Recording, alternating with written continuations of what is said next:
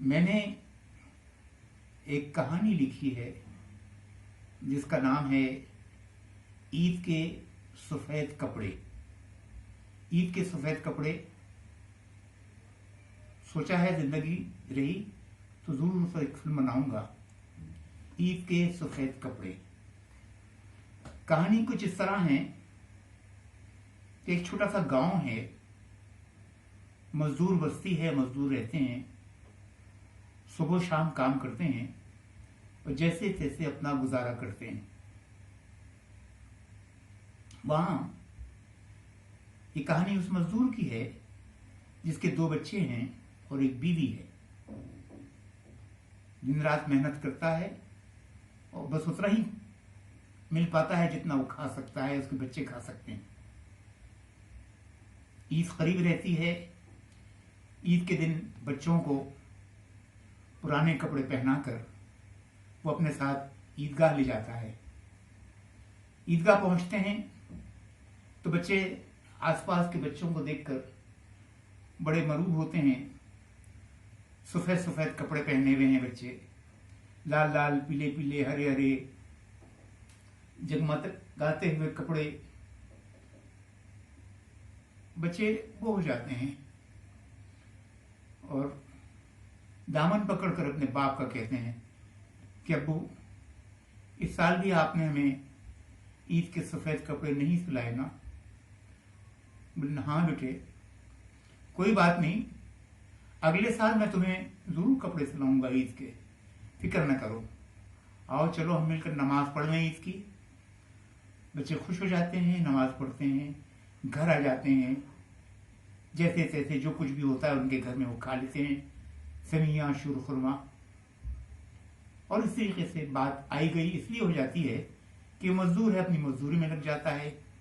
छोटे मासूम बच्चे से रहते हैं, वो खेलने कूदने में निकल जाते हैं, मदरसे चले जाते हैं, पढ़ने चले जाते हैं। लेकिन उनके जहन में बात जरूर है कि उन्हें इस साल ईद के नए सफेद कपड़े मिलने हैं और जरूर मिलने हैं। वो हर महीने अपनी माँ से पूछते रहते हैं कि माँ, ये महीना कौन सा है, इसके बाद कौन सा महीना आएगा, इसके बाद कौन सा महीना आएगा, ये रजब कब आएगा है? सुना है रजब के बाद शाबान आते हैं, शाबान के बाद रमजान आते हैं, उसके बाद ईद आती है। माँ उनको समझाती रहती है, बेटे अभी 6 महीने बाकी हैं, अभी 7 महीने बाकी हैं। इस तरीके से गुजरते रहते हैं। और जब ईद और रमजान करीब आ जाते हैं तो बच्चों की जिद शुरू हो जाती है, अब्बू अब्बू अब्बू हमें कपड़े सिलाइए। देखिए अब रमजान कुछ दिन बाद शुरू हो रहे हैं, हमारे लिए जरूर कपड़े सिलाइएगा। बोले हाँ बेटे, मैं आपके लिए कपड़े जरूर सिलाऊंगा, फिक्र ना करें आप लोग।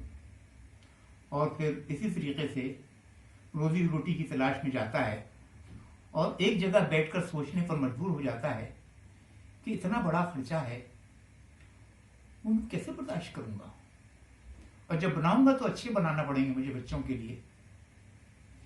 कैसे हो सकता है, कहां से आएंगे पैसे? ख्वाहिश भी पूरी करनी है, वादा भी पूरा करना है। वहां एक गांव में मस्जिद रहती है। मस्जिद के पेश इमाम के पास हो जाता है और कहता है कि हुजूर, अभी आपकी मस्जिद का काम चल रहा है, अभी पूरा महीना भर चलेगा, अभी 2 तारीख शुरू हुई है, दूसरा रमजान है, आप कहें तो कल से मैं आ जाऊं। मुझे आप जो भी मजदूरी देंगे तो रोजाना मत दीजिएगा, मुझे बस आखिरी चांद रात के दिन दीजिएगा। मुझे उस वक्त बड़ी सख्त जरूरत है, एक साथ पैसे की बड़ी सख्त जरूरत है। बोले नहीं, फिक्र न करो, आपको उसी दिन चांद रात के दिन पैसे मिलेंगे। और आप ये फिक्र भी छोड़ दो कि आपको रोजा खोलना है, आपको इफ्तारी करनी है, ये सब दिमाग से निकाल दो। इफ्तारी भी आपको मस्जिद की तरफ से मिलेगी और बाकायदा रोजा खोलना और सहरी करना भी आपको मस्जिद की तरफ से दिया जाएगा। मजदूर बड़ा खुश होता है और मस्जिद के अंदर काम करना शुरू कर देता है।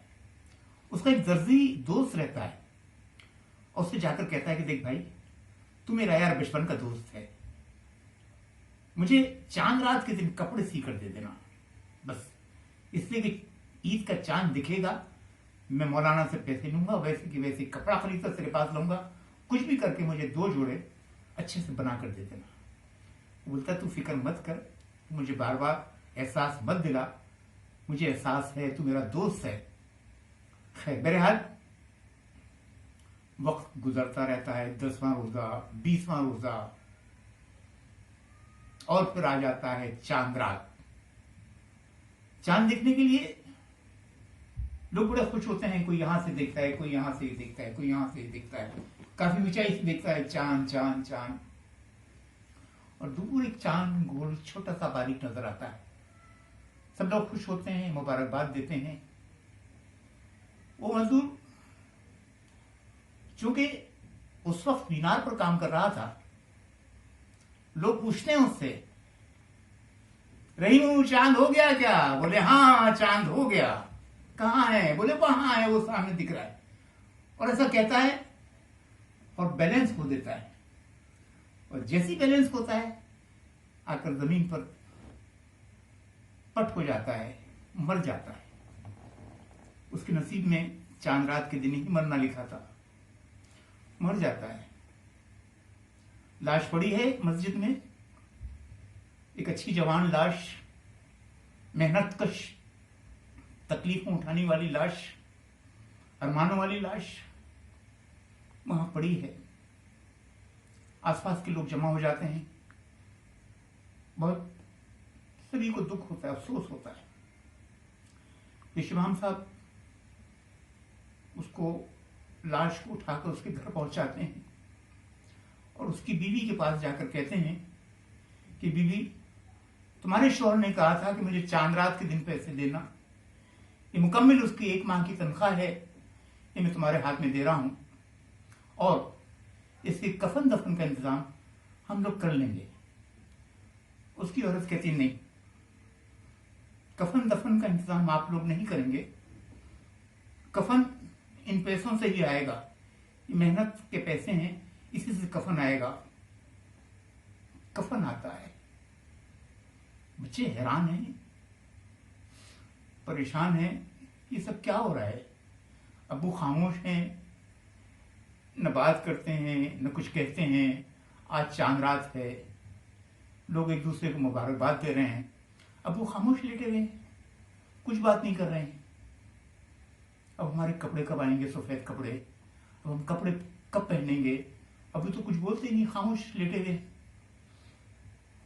माँ धीरे धीरे सिसकियां ले रही है, बच्चे हैं, कोई गलत असर नहीं पड़े, बहुत तकलीफ में है, बहुत परेशान है। मुझे उसका मुस्तकबिल समझ में आता है कि उसका जवान शौहर मर गया है, वो कैसे पालेगी बच्चों को, क्या होगा इनका। बच्चे परेशान, बहुत परेशान है। और इसी रात में उधेड़बन में रात खत्म हो जाती है, सुबह तैयारी होती है। फिर इमाम साहब कहते हैं कि साहब इतना मुकद्दस दिन मिला है आपके शौहर को, इसलिए हम ये जनाजा ईद की नमाज में मिलाएंगे। ईद की नमाज के बाद नमाज जनाजा होगी। बहुत नेक, बहुत अच्छा इंसान था ये। उसका दोस्त जो दर्दी था वो भी आ जाता है, वो भी रंजीदा है। बच्चे देखते हैं टुकुर टुकुर, रात भर न सोए हैं, न जागे हैं, न जागे हैं, न सोए हैं। सुबह उठते हैं तो काफी लोग आकर रो रहे हैं, दहाड़े मार रहे हैं, चीख रहे हैं। बिल्कुल समझ में नहीं आ रहा है कि सब क्या है, ये सब क्या है। जनाजे को नहलाया जाता है और कफन पहनाया जाता है सफेद। लाश को जैसे ही उठाते हैं, वो दोनों मासूम बच्चे